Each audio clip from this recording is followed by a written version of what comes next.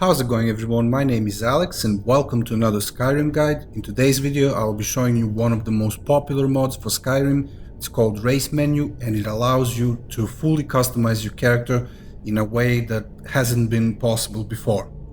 I'm gonna try and give you a quick overview of the mod before we move on to installation and how to get this up and running for yourself.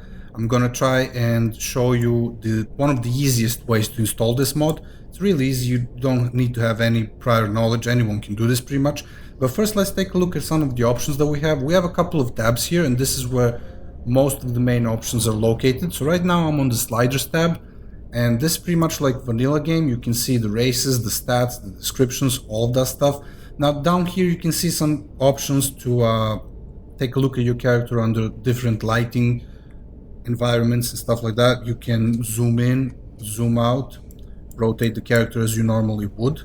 But other than that, we have a lot of different options here, and I'm not gonna show you all of them because it's too many, but you basically have a lot of, well, not a lot, a couple of presets that you can start with. See if there's something that you really like. And I don't really like any of these, so I'm gonna go back to my male gender, take a look at some of these presets. Click OK there. And yeah, basically many different types of characters that you can start with and then try and customize them further as per your own requirements.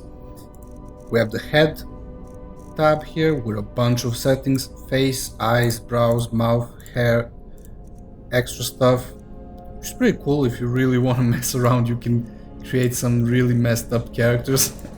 Some kind of a gremlin, I guess. And I'm not gonna bother with that, so I'm just gonna put it back like this. Lots of other stuff, expressions. If you want to give your character a certain expression, but keep in mind that's how it will be through your playthrough. But it might be worth it to see if you can fine-tune it and come up with something that you really like. Colors, makeup, body paint, hand paint, foot paint, face, body scales, all kinds of stuff. So that's all on the sliders tab. Now presets tab is when you create something that you really like, you can actually save it and then load it later on, so you don't have to keep recreating the same character, which I find really handy, especially if you're one of those players who likes to play multiple characters at the same time. Then we have the camera tab, and on the camera tab you can simply move the camera up and down so you can take a look at your character. Now if you hold shift, if you're on PC, then you can also zoom in, zoom out, you can rotate your character, which comes in pretty handy when you need to take a look at everything. So that's pretty cool as well. And the last feature that the mod has is called Sculpt, and I didn't really play with this. It seems very complicated with all kinds of settings here. So I'm not gonna do any of that. I'm sorry, I'm not able to help you with this because I couldn't actually even get it to do anything, so I'm pretty sure it works properly, but I'm just too clumsy to do it. But again, you have an option to export the head, import the head, clear your sculpting and stuff like that. So very powerful mod and definitely recommended to start a character and have it look exactly the way you want it to. So now I'm going to show you how to install this in a very easy way, how I did it and how anyone else can do it as well.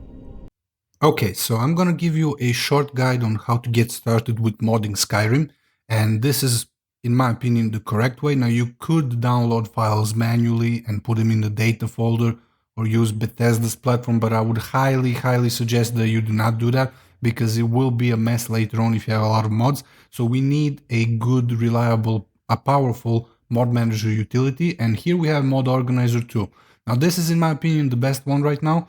If you considered using Nexus Mod Manager from the same people of nexusmods.com, I would suggest that you do not use that because it is a little bit simpler, but they don't work on it anymore and it doesn't support half of the features that this one does.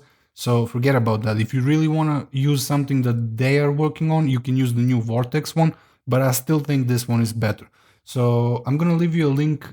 Actually, I'm going to leave you all of the links below.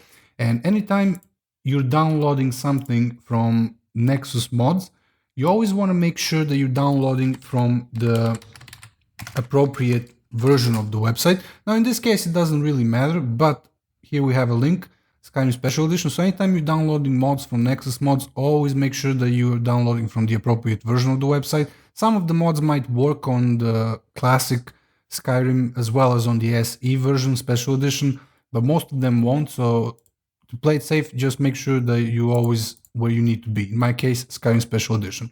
So Mod Organizer is a modding utility, mod management utility. You need to go to Files and download either the archive or the installer version. I use this one because I like having a couple of options while I'm installing it, but you can use this one as well and just extract with 7-zip, which is another utility that I suggest you have on your PC. But let's go ahead and download this one. Now I already have it. Download anywhere you want on your PC. I have it right here. And before I install it, I will go to the root folder of my Skyrim Special Edition. In my case, it's on local disk D, Steam Apps, Common, Skyrim Special Edition. I already have it here, but I'm gonna start fresh just to show you. So I'm gonna create a new folder and I'm gonna call it Mod Organizer, let's say Showcase, because I'm doing it as a showcase. And here I will install the utility. And I suggest that you always keep your Skyrim not on your C drive because there might be some permission issues. Agree to the terms of the service, select the folder. So D drive, Steam, let's go to Steam Apps, Common, Skyrim Special Edition, Mod Organizer Showcase. And the reason why I'm installing it within the root folder of the game is because it will automatically pick up on the game. So that's pretty cool. And you can have as many installations as you want, that's not a problem. And here I would suggest that you go with recommended, but also check handle Nexus links, which will come in handy later on when you're downloading mods from the Nexus Mods website. You can just download it straight to the utility and create a shortcut. Actually, I don't need a start menu shortcut. I'm just going to go with a desktop one, and that's it. Then give it a second or two until it installs. And I'm going to give you a couple of tips. But basically, you have a tutorial as well. When you first start using Mod Organizer, I highly suggest that you go through the tutorial. It's very helpful.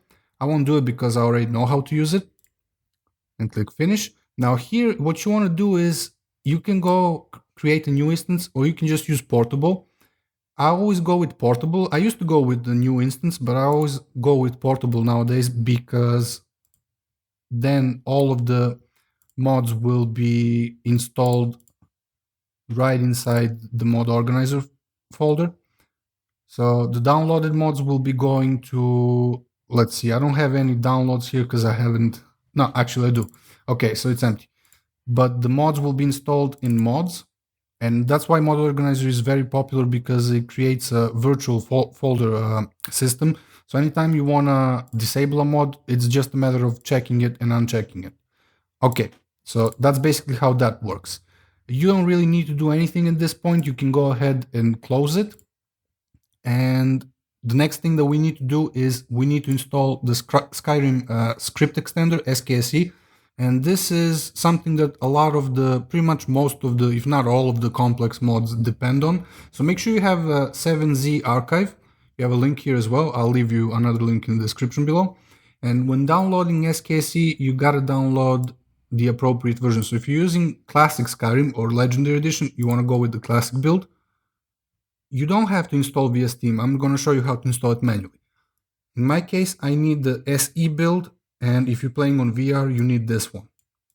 So I'm going to go with this one. I already have it here in the other folder, SKSE 64 bits. And go ahead and extract it. And then simply select all of the files, go copy.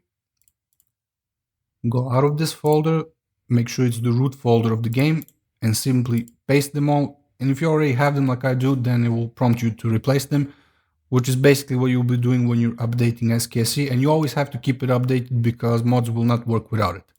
Okay, so that's the second requirement, and now you're pretty much able to start modding the game. And the good thing about Mod Organizer now, when you have SKSE installed manually, you will see a drop-down menu here. Now you will have a little entry that says SKSE, and this is how you will be starting the game, because now anytime you click Run, you will start an instance of Skyrim with SKSE, which is required for complex mods. So what you can do is you can go to shortcut and then put this on your desktop. And as you can see, it's on the desktops here, and I can simply rename it to, let's say, Skyrim. I would call it mods, but since I already have that, I'm gonna call it showcase. And if you really want to be fancy, you can also go to properties and change icon, and then go to the root folder of the game, find the executable, just to pick up the icon so that it looks pretty. And there you go, now you have Skyrim with mods that you can go and play. So that's it pretty much for installing SKSE and Mod Organizer, and you're pretty much done at this point. And finally, we need to download Racemenu and install it. So again, make sure that you're at the right version of the website for Skyrim Special Edition in my case.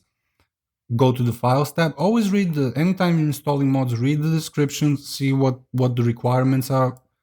Mod authors will always let you know if there's any problems, any bugs, things like that. In this case, this is not a big mod, so it doesn't really have any requirements other than SKSE, which we have now.